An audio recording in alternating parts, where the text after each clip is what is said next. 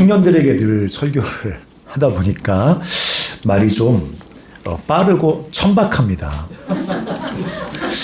이해해 주시고, 또 이제 매주 우리 최 목사님을 통해서 아주 좋은 양질의 한정식 같은 설교를 들으시니까 오늘은 그냥 꽁보리밥 한번 드신다고 생각하고 제가 말씀을 좀 전하겠습니다. 제가 이제 교회 처음 들어왔는데 너무 이렇게 따뜻한 느낌이 듭니다. 그리고 어머니 품에 온 것 같은 푸근한 마음도 들고요. 그래서 참 좋은 교회라는 생각이 딱 직감적으로 들어서, 매주 교회 다니시는 분을 잘 모르시잖아요. 우리 교회 얼마나 좋은지. 제가 외부인으로서 말씀드리겠습니다. 참 좋은 교회 다니고 계시네요. 네. 아멘을 저만 하시는 것 같아요. 네. 자, 오늘 제가 이 부활절에 오늘도 부활하셔서 일하시는 주님이라는 제목으로 말씀을 좀 전하려고 합니다. 한번 좀 머리로 상상을 한번 해보세요. 여기에 쉬지 않고 힘차게 달리는 한 사람이 있습니다. 넘어지고 쓰러져도 멈추지 않습니다. 여러 난관을 만나도 포기하지 않습니다. 숨이 차고 심장이 터질 듯 하지만 또다시 막 발걸음을 내딛습니다. 멋지지 않습니까? 그렇죠? 그 용기와 집념에 박수를 쳐주고 싶습니다. 그런데 만약 이 사람이 앞이 보이지 않는 분이라면 어떨까요? 눈이 보이지 않아서 어디가 길인지 어디가 낭떠러지인지 모른 채 그저 막 최선을 다해서 달리는 사람이라면 아마 우리는 생각이 달라질 겁니다. 이것이 오늘 주님이 폭로하시는 이 바울의 참된 정체입니다. 8절에 보면 그가 눈은 떴으나 아무것도 보지 못한답니다. 이상하지 않습니까? 눈은 떴는데 아무것도 보지 못합니다. 사울은 자신이 지금 달리는 길이 하나님이 기뻐하는 길이라고 생각했습니다. 하나님을 따르는 생명의 길이라고 생각을 했습니다. 그래서 최선을 다해서 전속력으로 달렸습니다. 그런데 그 길이 죽음과 멸망을 향한 다름질이었습니다. 눈은 떴지만 전혀 보지 못하는 겁니다. 오늘 주님은 사울을 통해서 우리 모두와 인간들의 삶을 사실은 폭로하고 계신 겁니다. 우린 다 멀쩡히 눈 뜨고 산다고 생각합니다. 그렇죠? 네. 우린 다 멀쩡히 눈 뜨고 볼 것 다 보고 산다고 생각합니다. 합리적이고 이성적이고 윤리적이랍니다. 첨단 과학기술과 학문으로 굉장히 발전한 세상을 살고 있답니다. 그래서 인간들 스스로 이 세상을 더 나은 곳으로 만들고 있고 곧 우리는 유토피아에 도착하게 될 거라고 그냥 암묵적으로 다 생각하고 살아갑니다. 이제 인류가 성숙했기 때문에 하나님도 종교도 필요 없다고 말합니다. 그런데 그렇게 생각하는 인간들이 최선을 다해 만들어가는 세상을 한번 조금만 좀 돌아보십시오. 제가 뱃머리가 이렇게 많이 났지만 나이가 엄청 많지는 않습니다. 네, 최 목사님과 아마 동년배쯤 됐으면 좋겠습니다. 아주 오래 살진 않았지만 핵무기와 핵전쟁 이야기가 요즘처럼 빈번하게 나오던 때가 제 기억으로는 없었습니다. 각국이 더 파괴적인 핵전력과 재래식 무기를 경쟁적으로 개발을 하고 서로 폭력적인 위협을 멈추지 않습니다. 수많은 사람들의 삶을 송두리째 파괴하는 전쟁과 폭력이 세상 구석구석에서 사실 오늘도 벌어지고 있습니다. 우크라이나와 팔레스타인만 아닙니다. 시리아, 아프가니스탄, 소말리아, 이라크, 리비아, 수단 등 수많은 나라에서 수많은 셀 수 없는 많은 나라에서 지금도 끔찍한 전쟁과 폭력이 계속되고 있습니다. 풍요와 발전을 자랑하는 21세기에 80만 명의 사람들이 매일 기아와 관련된 질병으로 죽어간다는 거 믿겨지십니까? 심지어 우리나라에서도 경제적인 결핍으로 스스로 목숨을 끊는 이웃들의 이야기를 심심찮게 우리는 들을 수 있습니다. 부모의 학대로 아이들이 목숨을 잃습니다. 학교 폭력으로 자살하거나 삶을 포기하는 아이들의 이야기를 저희는 뉴스에서 늘 듣고 있습니다. 이것은 유토피아가 아닌 겁니다. 이것은 바로 우리가 알고 있는 지옥입니다. 사울같이 앞을 보지 못하는 인간들이 그 탐욕에 사로잡혀 달려가는 바로 그 자리에 지옥이 날마다 만들어지고 있는 겁니다. 우리 자신은 어떻습니까? 우리 역시 사울처럼 전혀 보지 못하면서 모든 것을 보고 있다고, 난 지금도 눈 똑바로 뜨고 보면서 살아가고 있다고 착각하는 것은 아닐까요? 우리가 달려가는 이 길이 생명과 행복의 길이라고 확신하면서 달려가지만 우리는 정작 엉뚱한 길로 달리고 있는 것은 아닐까요? 주님의 말씀이, 요즘 주님의 이 말씀이 무섭게 다가옵니다. 멸망으로 인도하는 분은 크고 그 길이 넓어 그리로 들어가는 자가 많다. 멸망으로 인도하는 분은 크고 그 길이 넓어 그리로 들어가는 자가 많다.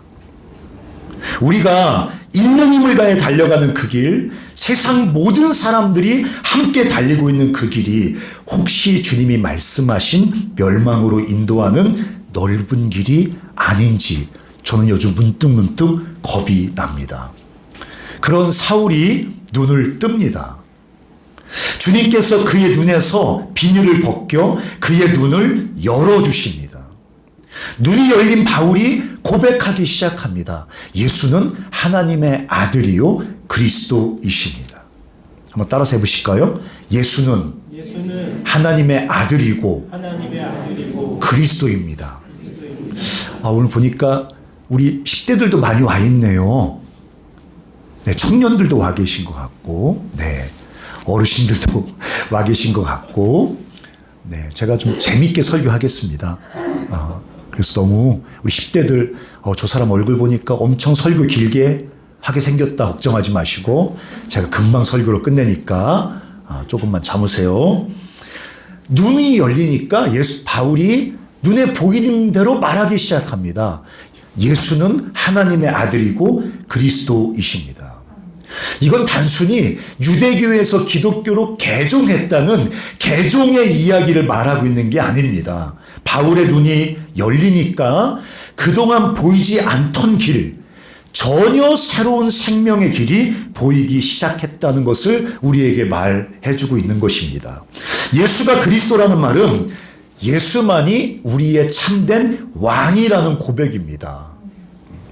요즘 세대는 왕, 주 이런 개념에 익숙하지 않습니다. 왕, 주는 일단 기분이 나쁩니다. 근데 기독교는 예수 그리스도만이 우리의 참된 왕이라고 얘기하고 있고 예수를 믿고 우리가 눈이 열려서 발견해야 될 가장 중요한 복음은 예수 그리스도께서 우리의 주요 왕이라는 진리입니다. 근데 지금 바울이 눈이 열리니까 뭐가 보이기 시작합니까? 우리에게 예수 그리스도라는 참된 왕이 있다는 것. 그분이 우리의 참된 왕이라는 것이 보이기 시작합니다. 눈이 멀었을 때는 내 인생의 왕은 나 자신입니다. 내가 행복하려면 모든 것이 내 마음대로 돼야 합니다. 내가 지금 불행한 거, 내가 지금 행복하지 않은 이유는 내 마음대로 되지 않기 때문에 불행한 것입니다. 다 그렇게 생각하고 살아갑니다. 눈 멀쩡히 뜨고 똑바로 살아간다는 사람들이 다 그렇게 생각하면서 살아갑니다. 그런데 눈이 열리니까 전혀 다른 삶이 보이기 시작합니다. 그것은 참된 왕이신 예수님의 통치 아래 살아가는 길입니다.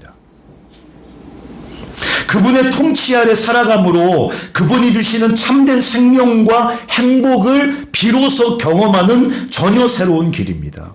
내가 나의 왕이 되어서 내 마음대로 사는 삶이 망하는 길이라는 것이 눈이 열리니까 비로소 보이기 시작합니다. 내가 주님이 아닌 돈, 쾌락, 권력 등 다른 무엇의 지배를 받는 삶이 저주받은 삶이라는 것이 비로소 보이기 시작하는 것입니다. 그리스도, 즉 참된 왕이신 주님의 통치 아래 있는 생명의 길이 눈이 열리니까 비로소 보이기 시작합니다. 예수가 그리스도라는 말은 예수가 참된 제사장이란 말입니다.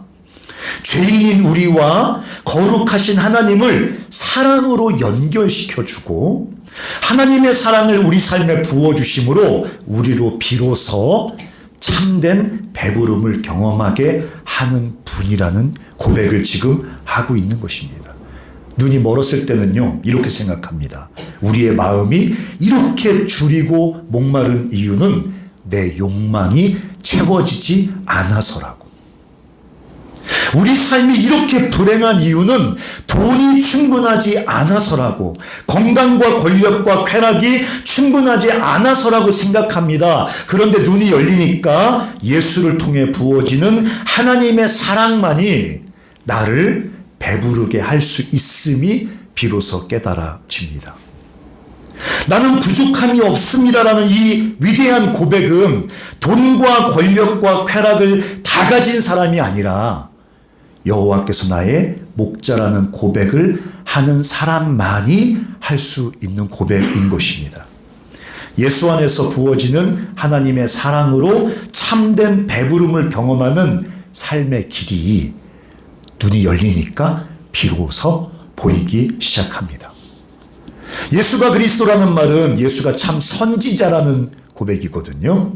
눈이 멀었을 때는 생명의 길, 행복해지는 길은 내가 가장 잘 알고 있다고 생각합니다. 성도님들도 그렇게 생각하시죠? 내 행복의 길은 내가 알고 있어 라고 다 자신만만하게 말하고 있지 않습니까? 눈이 멀었을 때 생명의 길, 행복의 길은 내가 가장 잘한다고 생각합니다. 그래서 내 뜻이, 내 계획이 다 이루어지면 거기 행복과 생명이 있을 거랍니다.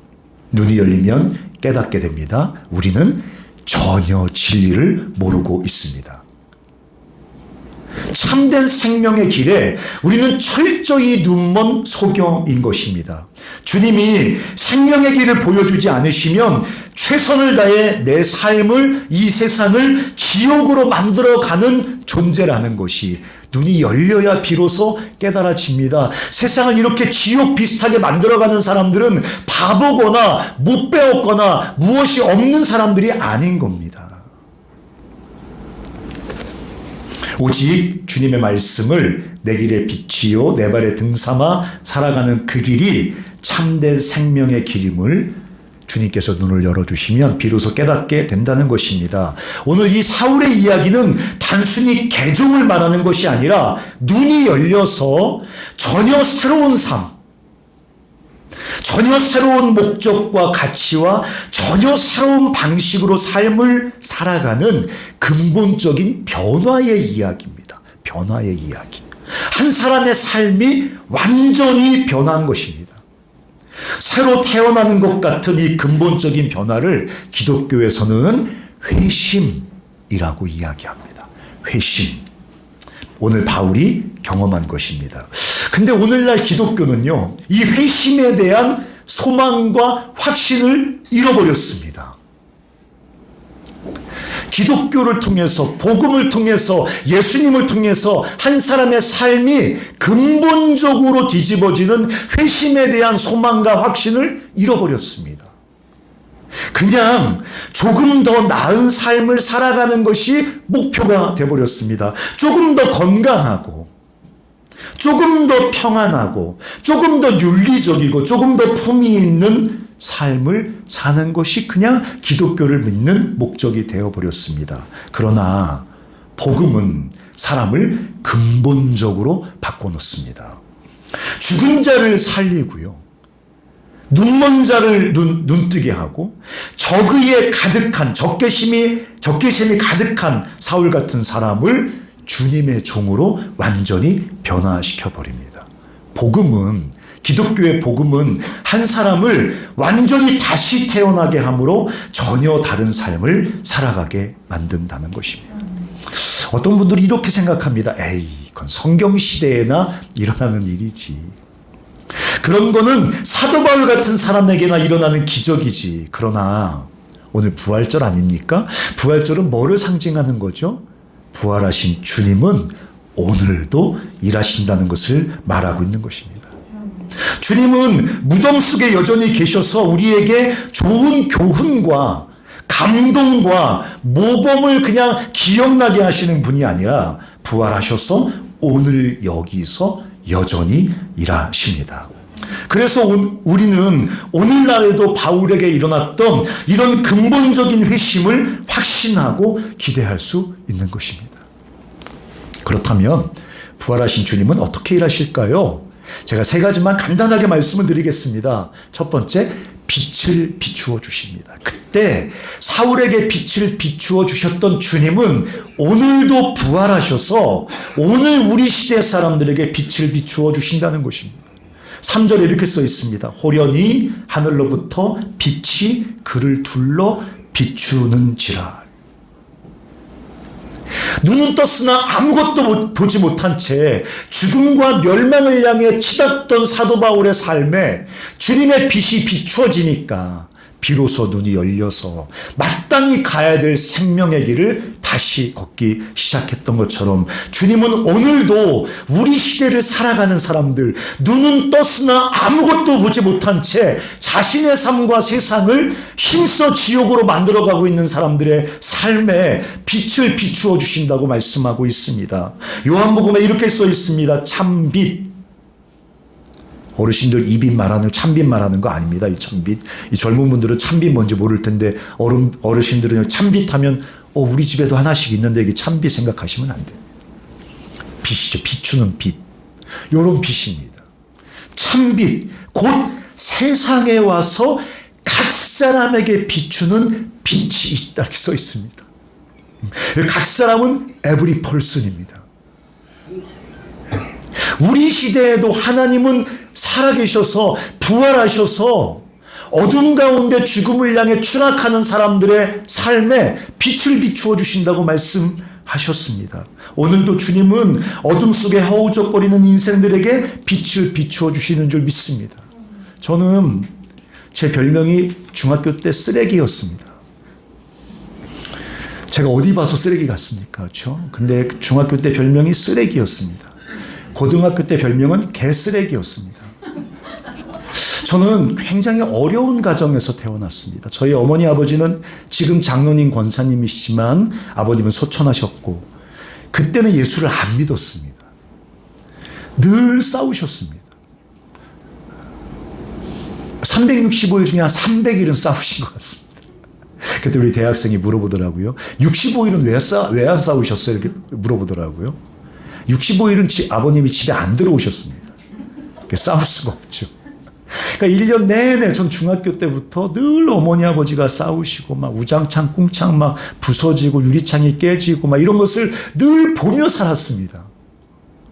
어머니 늘 우시죠. 싸우고 나시면. 아버님 또 집을 나가시죠. 네.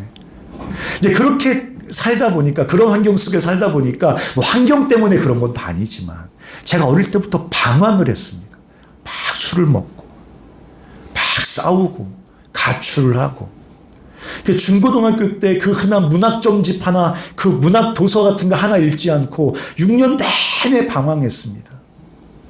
뭐 그때 이주님을 몰랐고 하늘에 계신 주님을 모르니까 이주님을 섬기면서 6년을 살았습니다. 그러다 보니까 삶이 너무 이렇게 처참하게 망가지는 거죠. 인격도 완전히 망가지고 관계도 완전히 망가지고 스스로 제 삶을 생각하면 아무것도 보이지 않는 캄캄한 절망만 느껴지는, 내 미래에 뭐가 되지, 나는 나중에 커서 뭐가 되지, 이런 걸 생각하는 게 너무 싫었습니다. 왜냐하면 미래를 생각하면 삶이 너무 고통스러우니까요. 인생의 가장 중요한 6년을 그렇게 쓰레기처럼 보내고 나니까 그냥 제 인생이 어떻게 될까 생각하면 1초도 지나지 않아서 답이 나옵니다.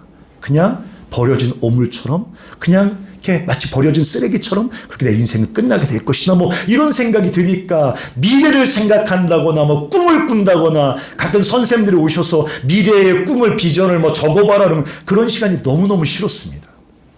근데 그렇게 절망 속에 허우적거리다가 제가 뭐 반강제로 군대에 갔는데 군대에서 새벽에 이렇게 기도원 옆에서 주고 간 성경책을 읽다가 주님의 사랑을 만났습니다.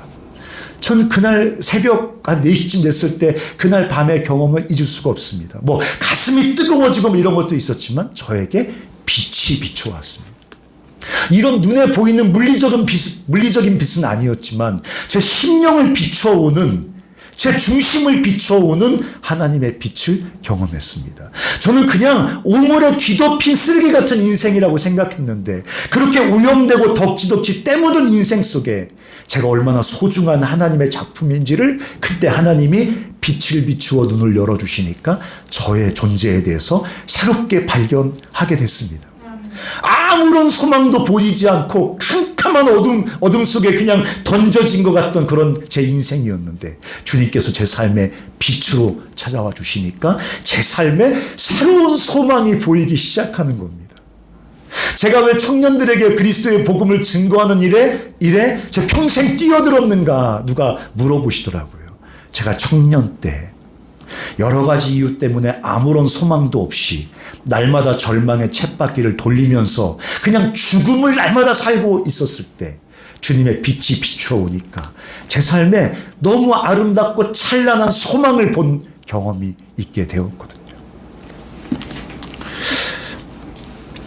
어떤 분은 내 삶, 내 마음에는 절망과 슬픔과 분노와 어둠으로만 가득 차 있어요라고 말하고 싶을지 모르겠습니다. 그러나 주님의 빛이 비추면 나 자신과 내 인생에 찬란한 소망이 생깁니다. 저는 성경 읽을 때마다 예수님 한쪽 편에 달려서 죽은 사형수 이야기가 늘 감동적으로 저에게 다가옵니다. 그 사람은 행악자였다라고 성경은 말하고 있습니다. 평생 그런 악을 반복하면서 살아왔던 사람입니다. 그래서 그 죄값으로 십자가에 죽어가고 있었습니다. 근데 예수님을 만났지 않습니까? 예수님의 사랑을 만났습니다. 예수님의 은혜를 만났습니다. 그리고 어떻게 됐습니까? 예수님께서 그 사람에게 네가 오늘 나와 함께 낙원에 있을 거라고 말했습니다. 그 사람은 십자가에서 내려오지 못했습니다. 세상을 다시 살아갈 어떤 기회를 얻지 못했습니다. 어떤 소망도 품는 게 불가능한 인생이었습니다. 십자가 위에서 행악자로 마지막 숨을 내쉬고 있는 이 땅에 존재하는 모든 사람 중에 가장 지독한 절망에 짓눌려 있는 사람이었습니다. 근데 그런 사람에게도 하나님의 빛이 비추어져서 낙원의 인생으로 바꿔버리는 능력이 우리가 가지고 있는 복음이라고 성경은 말하고 있습니다. 우리가 어떻게 예수를 믿게 되었습니까? 어떻게 지금 이 생명의 길, 이 기쁨의 교회에서 생명의 길을 걷고 있습니까? 이거 다 주님께서 빛을 비추어 주셔서 우리가 하나님을 알게 되고 복음을 깨닫게 되고 우리가 걸어가야 될 생명의 길을 봤기 때문에 지금 여기에 있는 것입니다. 어떤 분은 그렇게 말하고 싶은지 모르겠습니다. 난 모태신앙입니다. 뱃속부터 예수를 믿었습니다. 그렇지 않습니다. 뱃속부터 엄마가 예수를 믿어서 교회 다녔는지는 모르겠지만 우리 인생의 어느 순간에 하나님께서 빛을 비추어 주셔서 우리가 예수를 보고 예수께서 가자 하시는 생명의 길을 보고 그 길을 지금 우리가 걷고 있는 것입니다. 주님은 오늘도 빛을 비추어 주십니다. 전 요즘 세상을 보면 너무너무 가슴이 아픕니다. 저렇게 뭐 동정심이 있고 막 그런 사람이 아님에도 불구하고 세상을 살아가는 사람들 보면 마음이 뜨거워집니다. 도대체 무슨 소망을 갖고 세상을 살아가는 거지?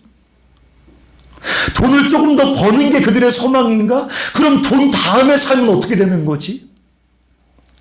어떤 목표를 향해 막 가열차게 달려가고 있는 사람들을 보면 그 목표를 성취한 그 다음, 그 목표를 성취하는데 실패한 그 다음엔 어떤 의미와 소망을 갖고 살아가려고 하는 거지? 제가 요즘 기도하고 있는 제목은 저렇게 세상 가운데 어둠 속에서 방황하는 사람들에게 어떻게 예수 그리스도의 빛이 비춰지게 할 것인가. 오늘도 하나님께서는 이 땅에 당신의 빛을 비추어 주신다. 두 번째는 당신을 나타내 보여주십니다. 17절에 보니까 주곧 내가 오는 길에서 나타나셨던 예수. 성도 여러분, 그때만 나타나실까요?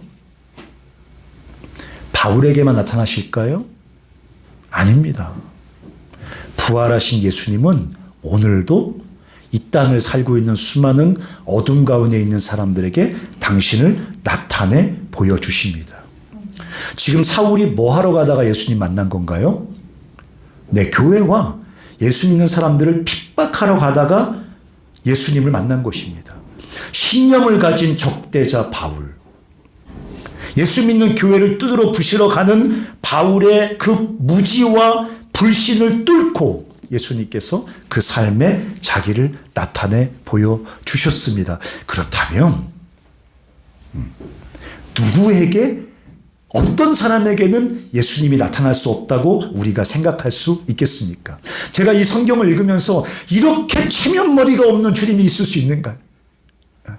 주님을 예배하러 가는 사람들에게 나타나셔야죠. 헌금하러 가는 사람에게 나타나셔야죠.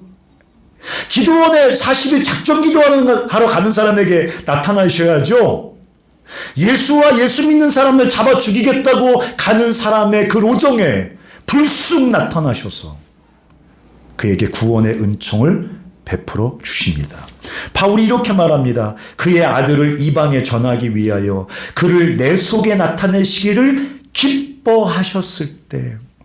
사랑하는 성도 여러분, 주님은 오늘도 이 땅을 살아가는, 저 어둠 속을 살아가는 수많은 잃어버린 영혼들에게 자신을 나타내 보여주시기를 기뻐하시는 줄 믿습니다. 그래서 제가 복음을 전하러 나갈 때 그래서 담대해집니다. 소망이 생깁니다. 막 비웃고 조롱하고 막 그런 분이 가끔 계시잖아요. 그래도 마음속에 소망이 생깁니다. 주님, 이렇게 복음을 조롱하고 비웃지만, 철저히 무지와 불신 속에 완전히 갇혀있지만, 사랑하는 영혼에게, 이 사람에게, 이 청년에게, 이 아저씨에게, 바울에게 그러셨던 것처럼 당신을 나타내 보여주시옵소서.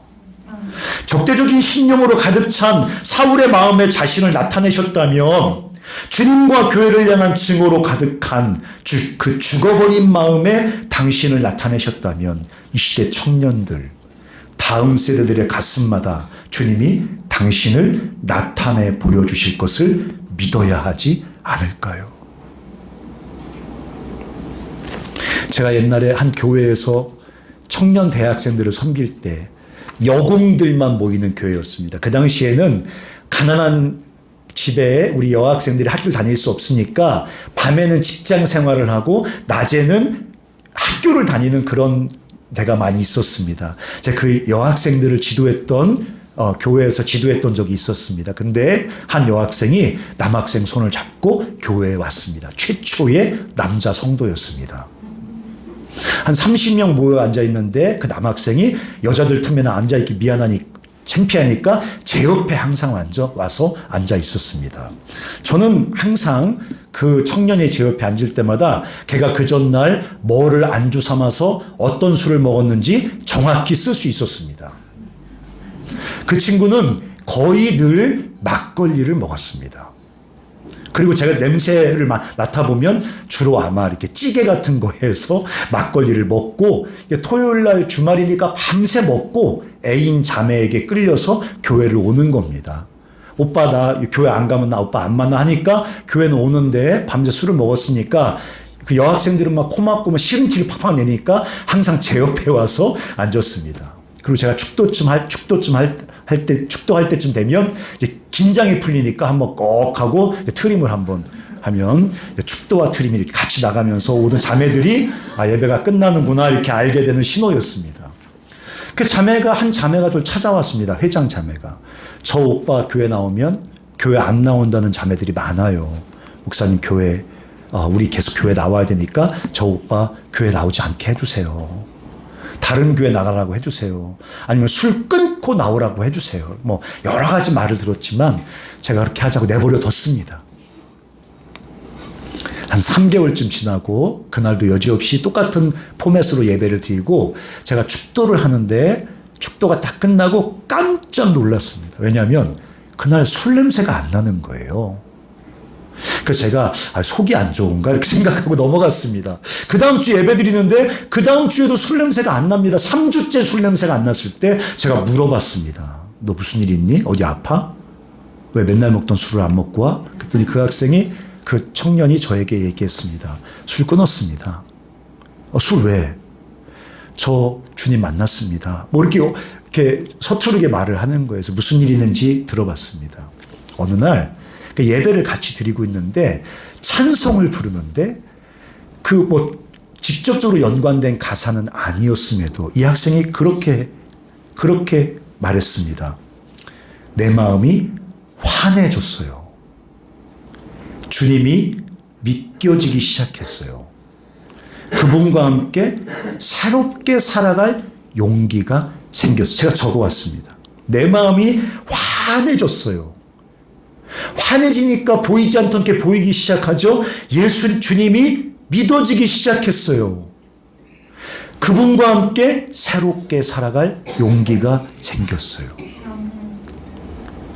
주님이 당신을 나타내 보여주신 것입니다. 주님은 오늘도 어둠과 불신 속에 가득 찬 사람들의 마음에 당신을 나타내 보여주십니다. 마지막으로 성령을 부어주십니다. 17절에 보니까 예수께서 너로 성령으로 충만하게 하신다. 눈이 멀어 예수와 교회를 핍박하며 스스로 멸망과 죽음의 길에서 쓰러져가는 사울의 삶에 주님이 성령을 부어주십니다. 성령은 기도 많이 하는 사람들에게 부어주시는 거 아닙니까? 목사님에게 부어주시는 거 아닙니까? 뭔가 경건해 보이고 한 최소한 30년씩은 예수 믿은 사람들에게나 성령 부어주시는 거 아닙니까? 찬양할 때 막 은혜가 충만할 때 성령 부어주시는 거 아닙니까? 예수 핍박하러 가던 삶에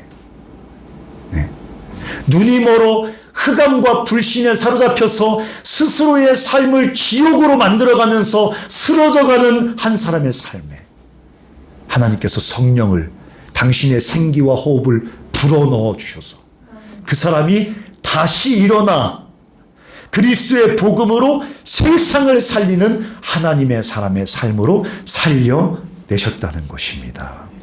아모스 8장에 주님이 이렇게 말씀하십니다. 양식이 없어 주림이 아닙니다. 돈이 없어서 주림이 아닙니다. 권력과 성공이 없어 주림이 아닙니다. 여호와의 말씀을 듣지 못한 기갈과 기근이 올 것입니다. 그때 사람들이 다 비틀거릴 것입니다. 우리는 돈이 없어서 비틀거린다고 생각합니다. 경제적인 문제가 해결되면 이 비틀거림이 끝날 거라고 생각합니다.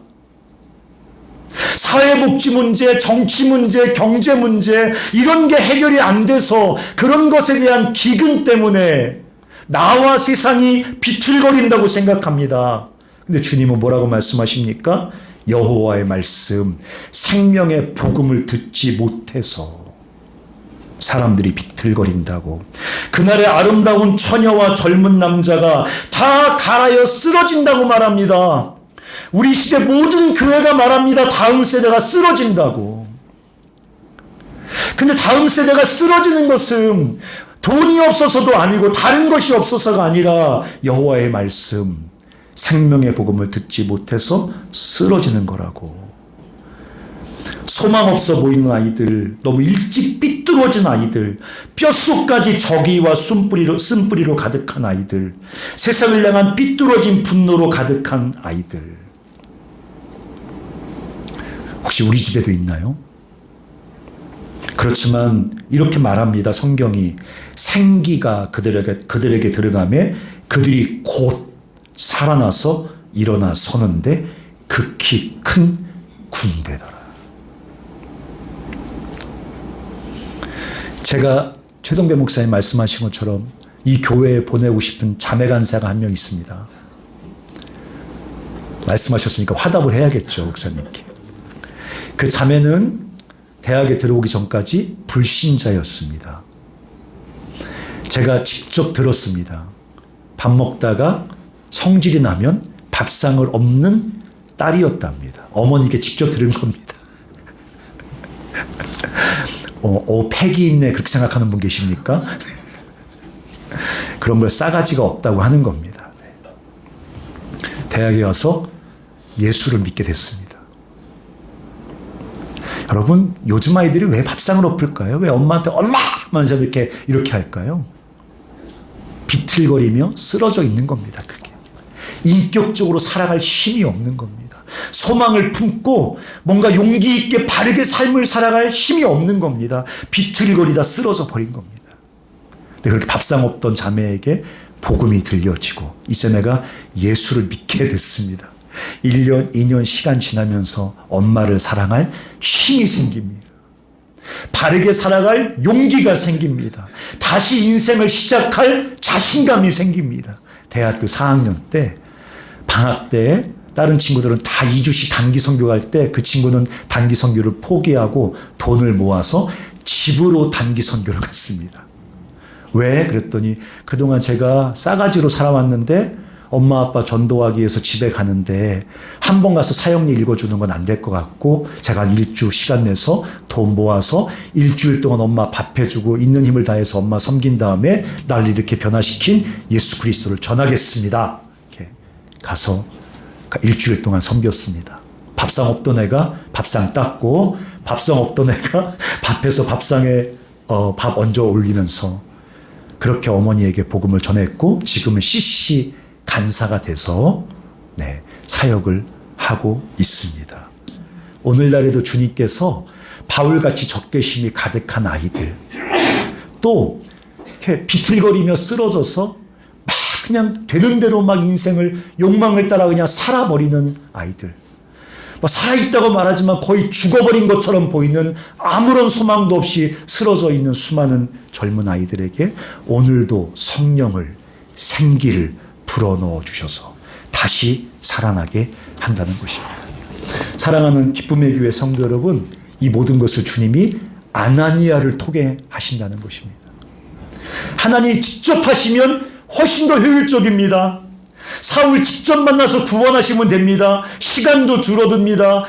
과정도 필요 없습니다. 하나님 홀로 직접 하시는 게 굉장히 효율적입니다. 그런데 주님은 효율적인 방법을 쓰지 않고 아나니아라는 사람을 통해서 일하십니다.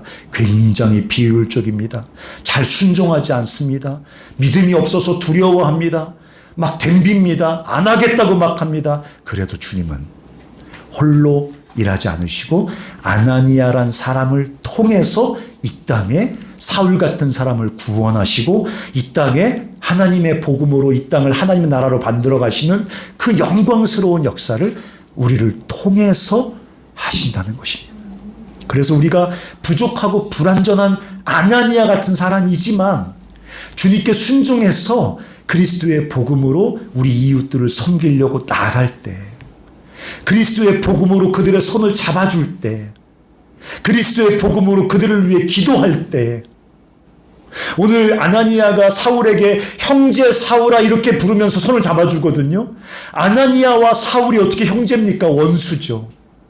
근데 그 장벽을 넘어서 아나니아가 형제 사울아 하고 손을 잡아줄 때 그 잡은 손을 통해서 구원하시는 하나님의 능력이 흘러가고 그 사람을 이 가장 위대한 사도로 만들어가는 것처럼 우리 기쁨의 교회가 우리 기쁨의 교회의 모든 성도님들이 이 지역사회의 어둠과 절망 속에 신음하며 살아가는 사랑하는 우리 이웃들의 삶을 오늘 아나니아처럼 형제여 라고 손잡고 하나님의 사랑의 작은 통로가 되어줄 때 이 지역과 이 지역의 다음 세대를 살리는 귀한 하나님의 도구가 되실 줄 믿습니다. 이 복음에 대한 소망을 다시 우리 마음에 품고 이 지역에 그리스도의 복음을 선포하는 귀한 교회 되시기를 주님의 이름으로 축원합니다. 제가 한번 기도하겠습니다. 하나님 아버지, 우리는 복음에 대한, 복음으로 세상을 변화시키는 것에 대한, 복음으로 내 자녀, 내 이웃, 내 동료를 변화시키는 것에 대한 소망과 확신을 잃어버렸습니다. 하나님 아버지, 오늘 주께서 빛을 비추어 주시고 나타나 보여주시고 성령을 생기를 불어넣어 한 죽어버린 사람을 어둠과 죽음에서 일으켜 세워주신 것처럼 우리의 작은 순종, 기쁨의 교회의 작은 순종을 사용하셔서 이 지역 우리의 이웃들을 살리시는 역사가 일어나게 하여 주시옵소서. 예수님의 이름으로 기도합니다. 아멘.